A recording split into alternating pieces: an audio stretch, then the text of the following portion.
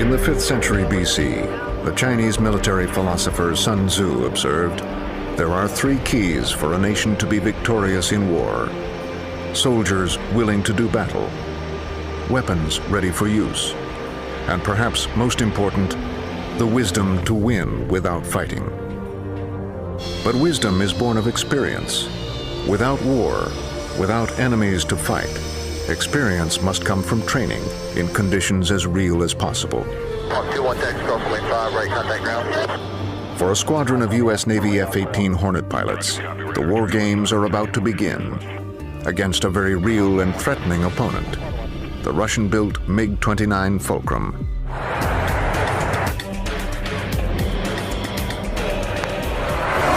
For these peacetime pilots, the price of wisdom just went up.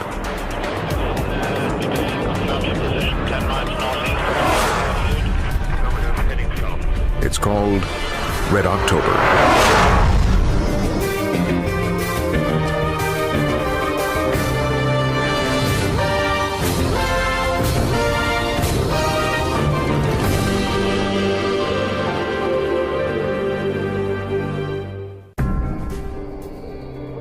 The United States Navy's FA-18 training syllabus covers all aspects of flying and combat. The fighter weapons phase typically occurs at this training squadron's home field in Virginia or on a detachment to Key West. But some of this year's pilots are about to get an unheard of opportunity, paired with a daunting challenge. It requires one of the longest peacetime flights a Navy fighter pilot will ever make.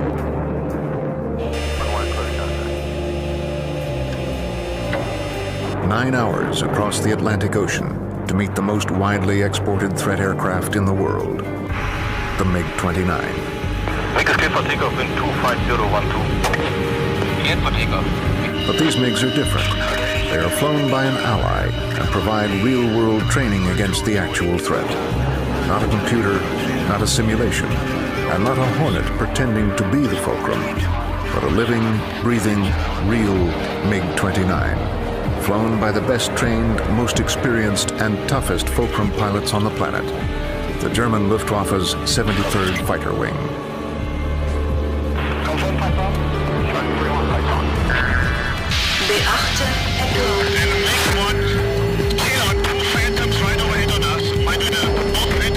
Red October is 2 weeks of training over the forests of the former East Germany, where the first jet aircraft was built. The Navy trains against the MiG-29 because it is the MiG-29 that they will most likely see in combat. Shark 1 is dead, Shark 1 is dead. Time. Copy, Shark 1 is dead.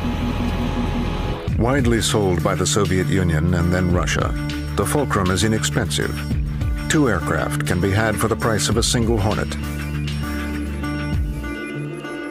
Named for Mikoyan and Gurevich, the creators of the original Soviet jet fighters, over 1,400 MiGs have been built since 1984, with over half for export. U.S. pilots have seen combat with the Fulcrum over Libya, Iraq, and Yugoslavia. Flown by other nations such as Cuba, Syria, Iran, and North Korea, the Fulcrum represents the prime future airborne threat to American pilots. The chance to see it up close in the mock dogfights of Red October is unparalleled.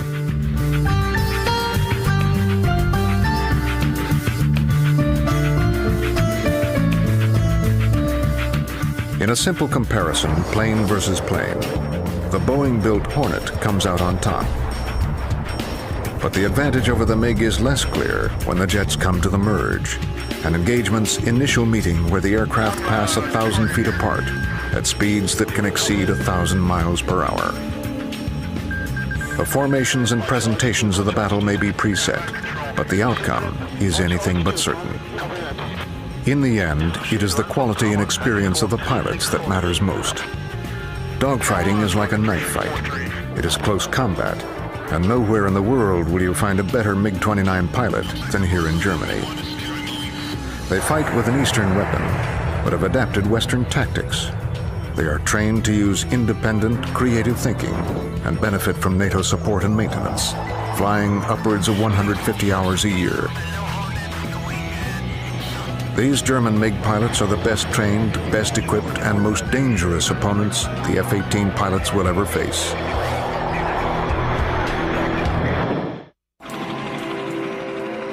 Naval Air Station Oceana in Virginia Beach is home to 11 Hornet fighter squadrons, 2 of which are headed for Red October. VFA 106, a replacement air group or RAG squadron, training new F-18 pilots how to fly, while giving veteran Hornet pilots practice on the latest strategies.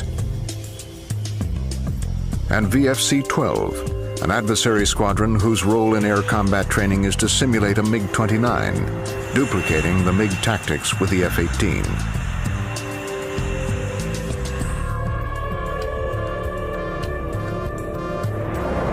But a simulated dogfight between 2 F-18s is like shadowboxing. That's where the U.S. Navy hopes Red October will make a difference. Training to fly against real MiG-29s will take the air combat knowledge and readiness of its pilots to peak efficiency. I was against an instructor flying another Hornet, and we ended up 2-circle on the deck. And one of the things I talk about against a MiG-29 or a higher thrust weight aircraft is it'll translate aft on your canopy. I am looking more over my shoulder as it gets more and more offensive. And you fight another Hornet and you're both kind of just doing this, and the SFTL will say, well, I was translating aft on your canopy. And you're like, okay, sure. Flying the same jet, I have no idea. And that was just one of a small point, but it's something I noticed. And then I got on the deck against a MiG-29 and I watched him go, wow. And I went, that's what translating aft on my canopy is. Since before Sun Tzu's time, the same strategy has been used in training master warriors. The purpose is to prepare them so that by the time they step on the field of battle, they know their opponent's every move before the first move is made. The warrior's knowledge of an enemy becomes so precise that at critical moments he is able to act swiftly on instinct, knowing what to do and what not to do, calmly, without the burden of thought.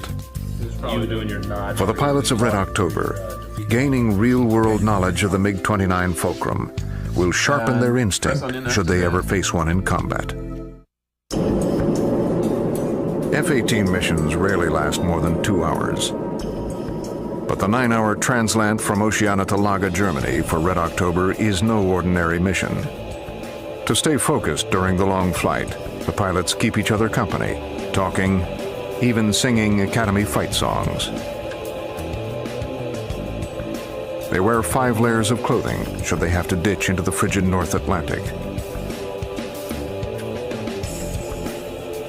The crossing is so long and so much fuel is needed that 2 tankers are required.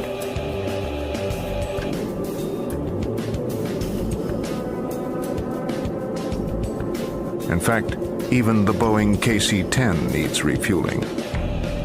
But for the invaluable training of Red October, it's worth it. Your concern is the update on the weather. The latest weather we had is about an hour. The first wave of F-18s flew through Hurricane Michael, forcing them to refuel several times under difficult conditions. Understood, sir. And the weather is getting worked by the other jet. This second cell departs the next day and finds clear skies. Okay, stand by with that. Let's get this guy in the basket, then we'll talk. Contact. Drawing within 50 feet of the KC-10 at 400 miles per hour, with a fuel basket dancing in a crosswind, the in-flight procedure looks difficult, but for the pilots, it is a welcome break from the monotony of flying in formation. Clear contact. F-18s have limited internal fuel capacity, so-called short legs.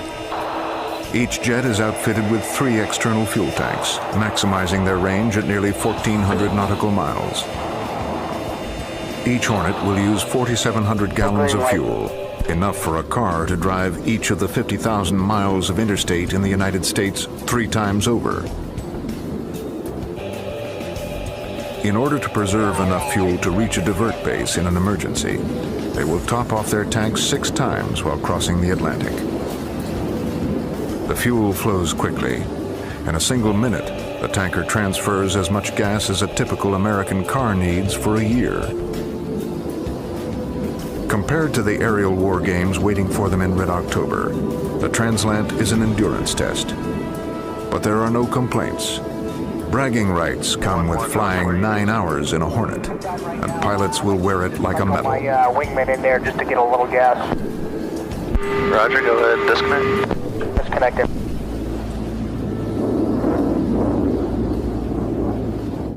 Please open that. Copy. A dogfight can be over in the blink of an eye. The pilots record the action as seen through the heads-up display. After the flights, the videotapes are reviewed. That's when the kills are validated and the tactics are evaluated. Here, Caesar explains what happened on his mission. Okay, what we're looking at here is I'm approximately 50 degrees nose low, inverted, and I think one of the interesting things about BFM is we're pretty much people, horizon's good, level's good, you're driving your car.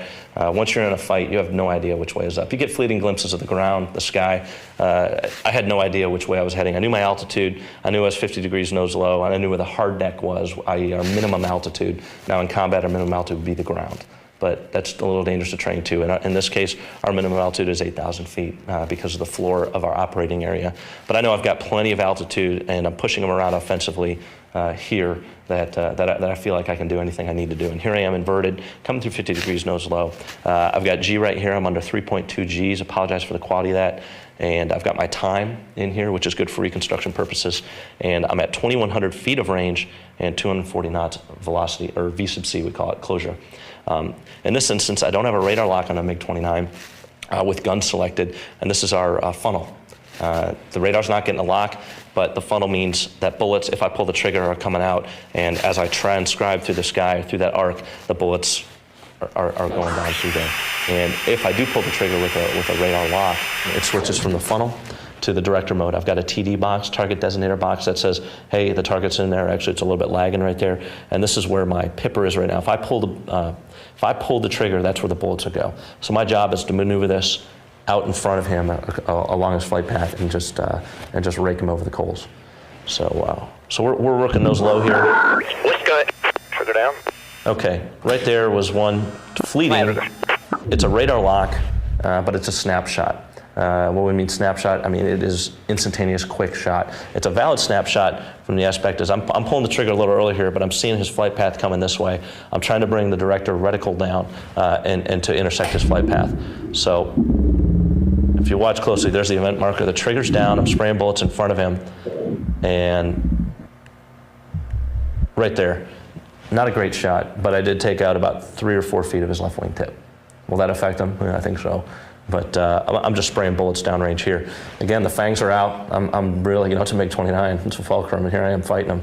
And I'm not really disciplined on my trigger. Don't have a ton of bullets, 578 bullets in this case. These are all simulated here. But you don't want to be sitting here hosing bullets on downrange. We shoot at 4,000 rounds per minute, 4,000 to 6,000 rounds per minute, and that'll go really quickly. So there he is. Yeah, I've just gunned him once, so he's half dead in this case. We continue. Here comes the fight. You can see now what he's doing.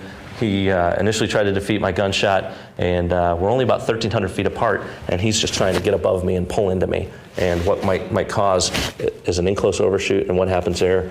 Boom, shalem low call. Here comes the archer. I'm dead. And that's a BFM error. I think what I do here is I unload slightly, let him translate up and to the right to the horizon, get some energy back, and follow him back on up. And this right here is what makes it all worth it. To be able to come back from the det and have a pipper right on the cockpit with the trigger down, and this guy pretty much blowing up right in front of you makes the det worth it. I could go home now. It's only been 3 days. Few American pilots have trained against the MiG-29, and even fewer have faced it in real combat. Its reputation as a deadly adversary is legendary, and for nearly all the pilots of Red October, this exercise is their first chance to see the Fulcrum up close.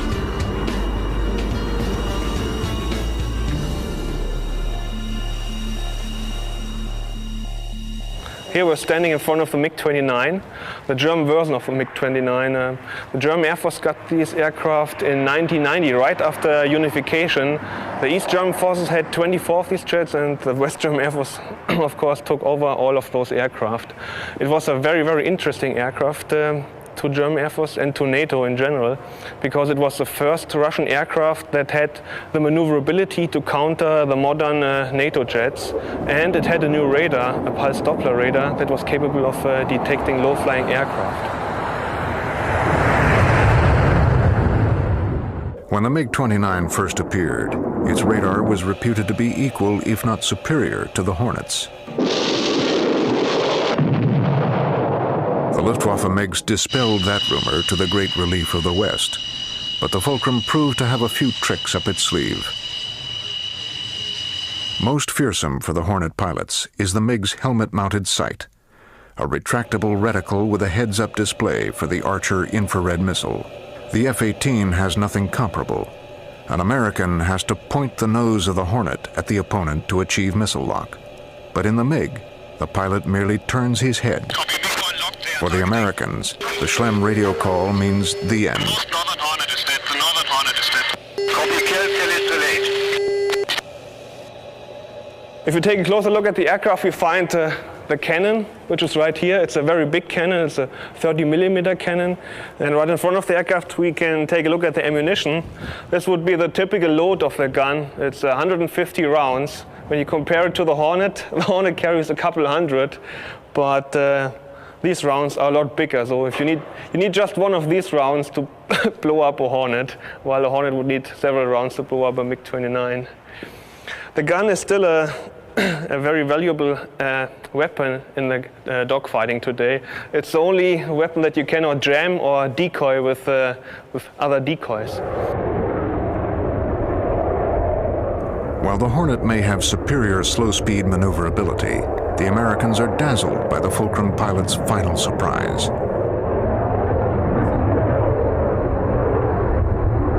In the very back of the aircraft, we have two very powerful engines. And a very important aspect in dogfighting is to have a lot of thrust. It is best to have more thrust than the aircraft weighs. So we're talking about a thrust-to-weight ratio bigger than 1, which would theoretically allow the aircraft to climb straight up, like you've probably seen before. And this helps us to keep up the speed when we're flying tight turns, fighting, for example, a Hornet. And that way we have a very, very slight advantage over most of our opponents. Being a fighter, the aircraft, of course, needs something to shoot. We not only just want to fly around, our task is to shoot down other aircraft. And therefore, we have not only the gun, but also missiles.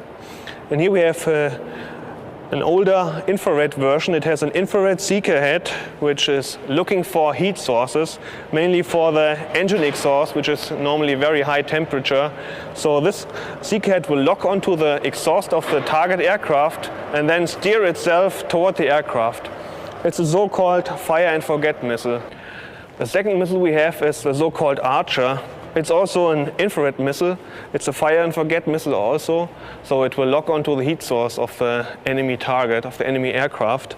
And this is the missile that makes the MiG-29 so dangerous in close-in dogfights. Whenever we get close with other fighters, we have a big advantage due to this missile, because the seeker head can look very far to the sides and lock up targets where other missiles would not be able to do this. The MiG-29 also carries a radar missile. It tracks targets similarly to the Hornet's AMRAAM, but with far less range. Out at range, we had a very big disadvantage and have to think of crazy tactics to get close to the Hornets and then use our superiority with the short-range weapons we have and the maneuverability. In contrast to the physically demanding MiG, the F-18 is flown on STEM power, as in brainstem. It means being able to pilot the Hornet the same way they're able to breathe or walk, without having to think about it. They have the advantage of technology, fly-by-wire controls, and the glass cockpit, where computer-driven displays have replaced dozens of steam gauges. You may hear that the issue of speed in a fighter jet is incredibly important in order to get somewhere, and that is true. But the best thing about the Hornet is its slow speed handling characteristics. It's very forgiving, it's very dynamic, you can get slower, faster than any other airplane. What that allows me to do, though, is to point my nose at the bad guy and take him out with a missile or a gun. The intentionally unstable design of the modern fighter jet allows the superb performance and maneuverability of the Hornet. Computerized flight controls keep the jet in the air, but they aren't lightning-fast supercomputers. They are comparable to early 1980s-era desktops, albeit ones that can withstand 7.5G turns, hundreds of carrier landings, and still never freeze up. Back here, probably one of the keys to the Hornet performance besides the leading edge and trailing edge flaps is the stab. It's an all-moving stabilator, differential as well, helps with roll control and pitch authority. The F-18 Hornet has probably the best pitch rate of any aircraft out there. So much so that you could almost gray yourself out or black out under the commanded G-forces if you're at a high enough airspeed. A classic dogfight requires a close-range weapon, the 20mm M61 Vulcan cannon. But beyond visual range, the Hornet, with its advanced radar capability, is superior to the MiG. An AMRAAM can be launched at an opponent many miles away, well before either pilot could make a visual identification. We've got 9 stations on the aircraft, 2 on the wing, 1 on the center line, 2 on each cheek, and then the wingtip stations. These gentlemen and lady are about to download an AIM-9 CATM, a captive air training missile from Aircraft Station 9. In Red October, the AIM-9s won't be real. The computer will simulate these short-range Sidewinder's capabilities when the pilot pulls the trigger and calls Fox 2 on the radio. Besides actually carrying weapons, probably the most important station on a Hornet is the left cheek station. Left cheek station, while we're in combat, about 99% of the time carries a FLIR pod. That FLIR pod is paramount for getting battle damage assessment, for lasing for targets, acquiring targets, responding to tasking, and it is not loaded on our RAG jets, but every fleet bird that goes out on deployment will have one of those, and that is our bread and butter. So taking off from the carrier, landing on the carrier makes you a cool Navy pilot. Having your FLIR allows you to get the BHA to actually employ as we're told to do, and allow you to use those smart weapons.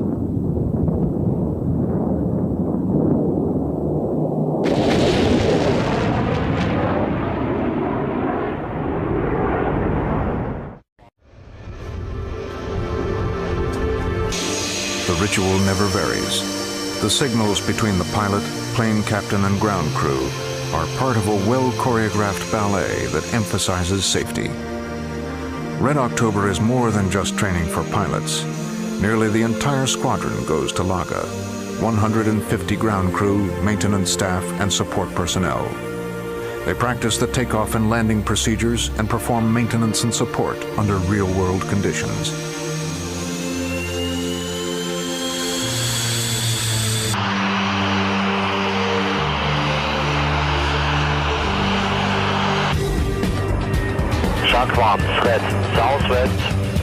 While executing the basic fighter maneuvers called BFMs, the pilots communicate with each other and the ground controllers by radio, using words such as crank, notch, flow, and flank. Top secret codes for specific offensive and defensive maneuvers. Pitbull ×2, kudos notch right, reference 150. Copy, Kuda 2-2 is engaged, left-hand turn, offensive, with an F4. Copy, visual, I'm at your right 3 a little high. Visual. Copy, 2-2 is low. Just as few pilots have ever flown with a MiG, few civilians have ever heard these tactical calls. Red October affords many prized opportunities. Wind 230 degrees at 9 knots. You're clear to land runway 28 in sequence. Code lane right side and if possible expedite blockading traffic behind. On this flight, Lieutenant Dave Koss, call sign Mongo, an instructor pilot with VFA 106. I waited my whole life to do that, and I'm a little sad it's over. I'm always studying the capabilities of the airplane, and I got to see it, and it was eye-watering. It was amazing. Who won? 1 for 1. He got the first one, I got the second one. So, at least I learned something. So you're starting out 060 heading. At the debrief, Mongo meets with Major Fred Schmidt, his MiG adversary pilot. Also in attendance, Lieutenant Spanko Hanlon, a VFC-12 adversary pilot who got a backseat ride in the MiG on this flight. Today, Mongo and Fred had 2 engagements against each other. The debrief covers every detail of both flights, from their departure plan to the tactics used to the actual BFM. Breaking down the first engagement, Fred illustrates what happened. The red arrows are the actions of the Hornet. The MiG is in blue. They mark the headings, the missile shots, the nose direction of the jets, even the velocity and relative energy packages of the engines. The first engagement ended with Mongo crashing into the hard deck, the simulated ground. You're going through the floor. Tough luck. So the second setup. Now Fred outlines the second engagement. The 2-seat MiG is slower and less maneuverable than the single-seat model. This limited the extreme high G turns that Fred would normally have used. Mongo was able to force him through the hard deck, defeating the MiG. Yes. So on this one, actually, after the second scissor, I'm checking the floor. Both engagements ended with the pilots breaking the hard deck, an 8,000-foot buffer between a training mistake and a very real disaster. Really quick. And giving me a lot of problems coming around. I didn't really realize the full extent of how dangerous it was, and it is dangerous, and I've lost quite a few of my friends. I can count at least 13 who I've lost to the business. So you have to realize there's an element of danger in it. The things I got out of it were the helmet-mounted sight and the Archer. That scares me, and I have newfound respect for it. And then, exactly like you said, a high OA, slow airspeed is my fight. And seeing with how much power you have, even at the end there, you might be able to power through that. Whereas I can maintain high alpha, I have no airspeed. You can just plug the blowers and go somewhere else. So I think that's what I learned today. You guys do have the power that we thought you did. Thanks a lot. Yeah, thank you. That was awesome. I had a blast. Thanks. U.S. military pilots are involved in at least 1 accident per week on average. Most occur during training missions. During today's sortie, one of the pilots crosses the line between simulation and reality. It's called a departure from controlled flight. All right, terminate ballistics. Copy ballistic, I go off. Looking through the heads-up display, the Hornet peaks at over 16,000 feet, and its airspeed drops to less than 50 miles per hour. The jet begins falling like a leaf from a tree towards the Earth, except the Hornet falls 10,000 feet. I'm departed here. Copy.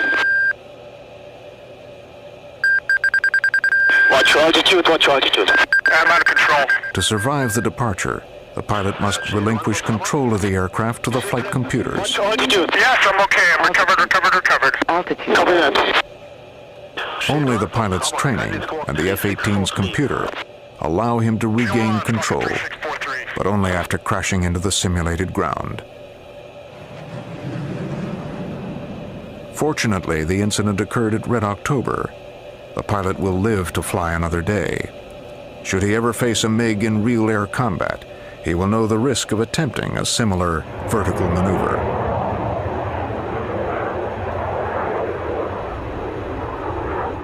Or we are about the only squadron in the NATO or Western world that has MiG-29s. We have them in Lage.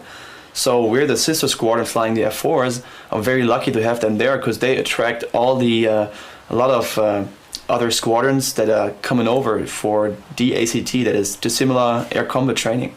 So also we, the Phantom Squadron, the 2nd Fighter Squadron, we have a lot of benefit from that too. And for us, it's awesome training.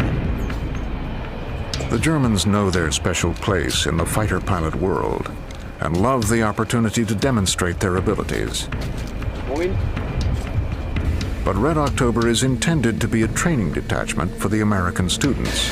The U.S. instructors require the Germans to present specific combat scenarios, even placing restrictions on their tactics in order for the students to complete the training syllabus. Today we were going to fly one F-18 together with me, plus 2 additional F-4s, and we're going to fly against 2 other F-18s with varying scenarios, and they have put a few handcuffs to what we are doing, but it's going to be an all altitude and full up war basically. The restrictions placed on the engagements are a necessary evil, but sometimes without warning, the Fulcrum pilots deviate from the plan and change tactics to fool the students. The Germans are proud.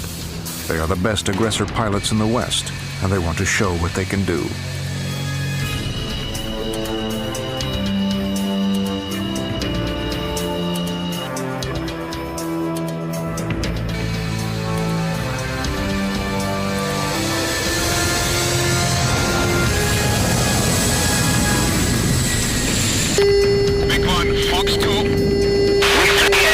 Your merchant is 2 shipping 15,000 and 21,000. And MiG-1 here on 2 Phantoms right overhead on us. Mind you, the both Phantoms on top of MiG-1 and 2 are dead. Copy, kill is delayed. For remove. Shark 3 or 4. One of you is dead. You learn from every flight, and the thing is, the MiG is not the most sophisticated system, so what we learn is just how to defend versus the good weapons in the NATO stock, and how to perform the MiG to the max extent.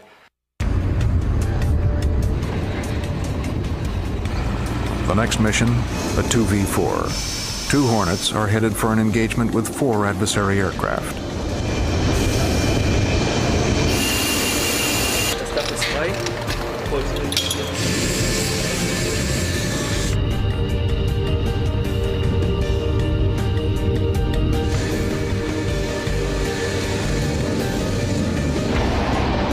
As the instructor, Mongo flies wing. The lead pilot is a Category 3 student, Lieutenant Commander Tim Carr, call sign Cowboy. Their challenge? Track and kill multiple targets at long range. Cuda 2-1, fly ready for takeoff. Roger, Cuda 2-1, wind is 230 degrees at 8 knots, you're cleared for takeoff, report leaving. 2-1, Mongo. Unlike a 1v1 dogfight, today the engagement with the enemy will begin at long distance, beyond visual range.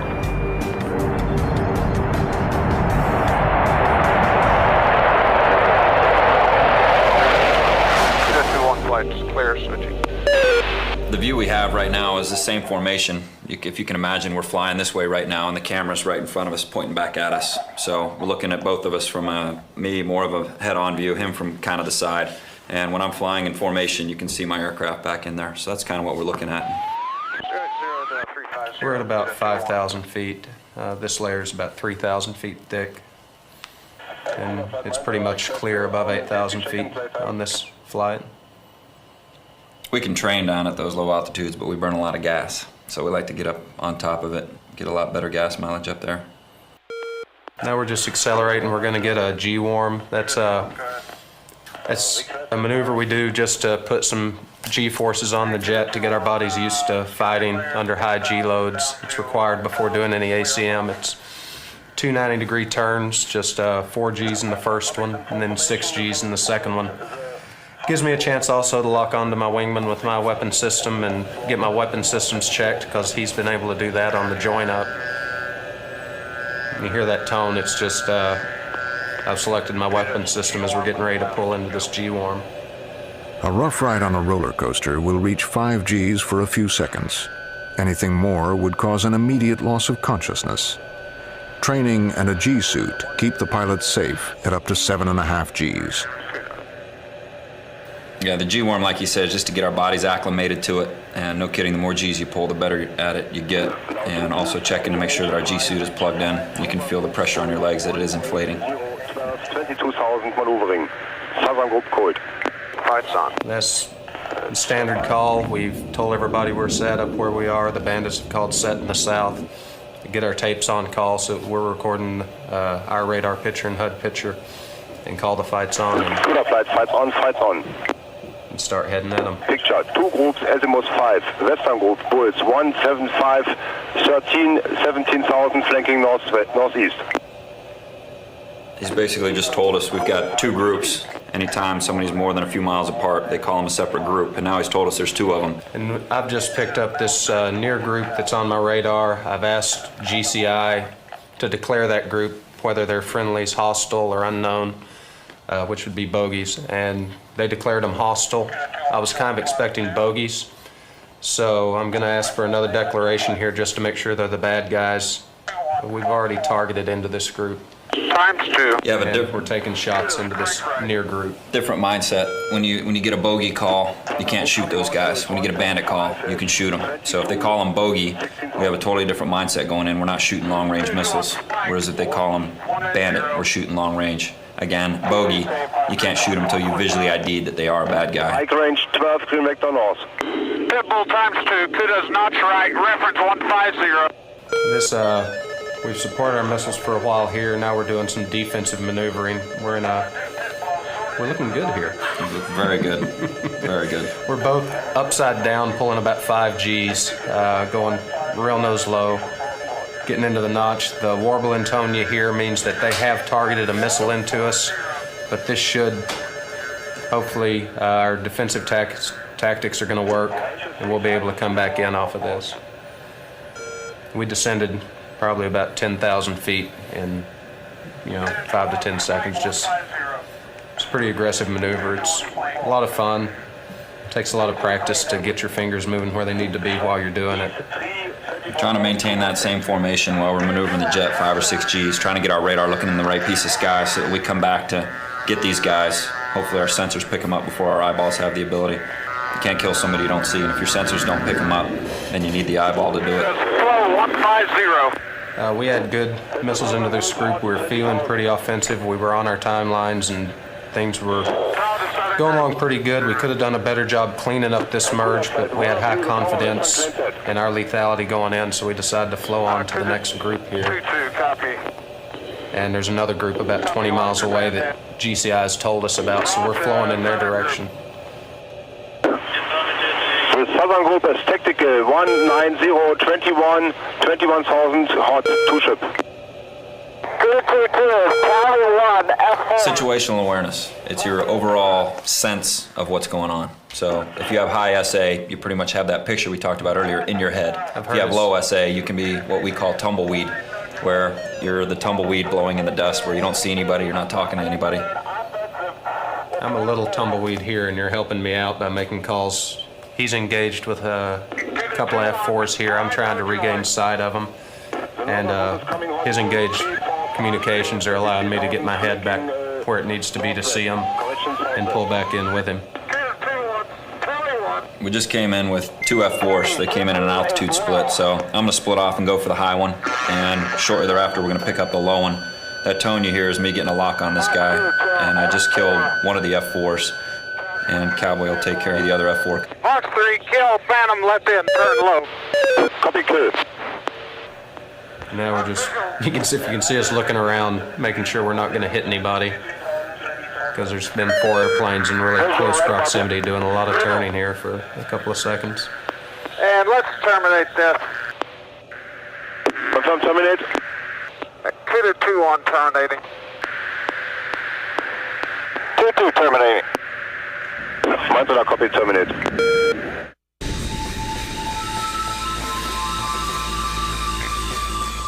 For 2 weeks, Red October has taken the Hornet pilots through a training regimen of simulated air combat, giving them first-hand experience against the MiG-29. They've been challenged to evade its weapons, forced to confront its vertical thrust maneuver, dared to defeat it in both long-range and close combat. We did what we set out to do.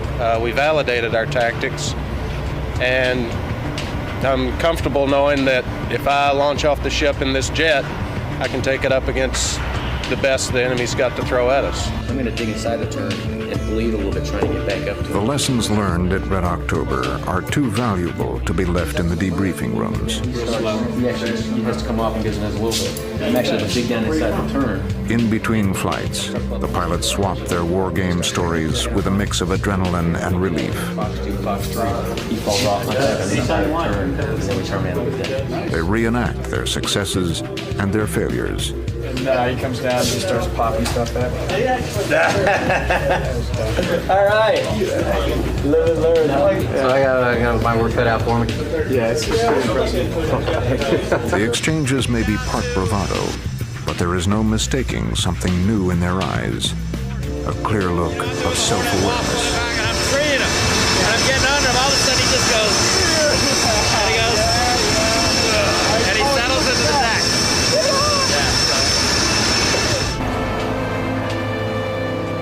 For the German pilots, this exercise may be over, but their role continues. They alone can provide this type of realistic adversary training. They are sharing their wisdom.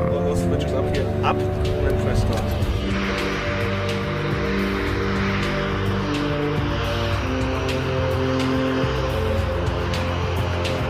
If you look at history, in the history of the Vietnam War, if a pilot got through his first 10 missions, he had a higher probability of surviving. And it's interesting that this is something similar to the Air Force program Red Flag, where they try to simulate those first 10 missions so that when a pilot goes into combat for the first time, yes, it's truly his first mission in combat, but hopefully he has 10 other missions to fall back on and increase his chance of surviving.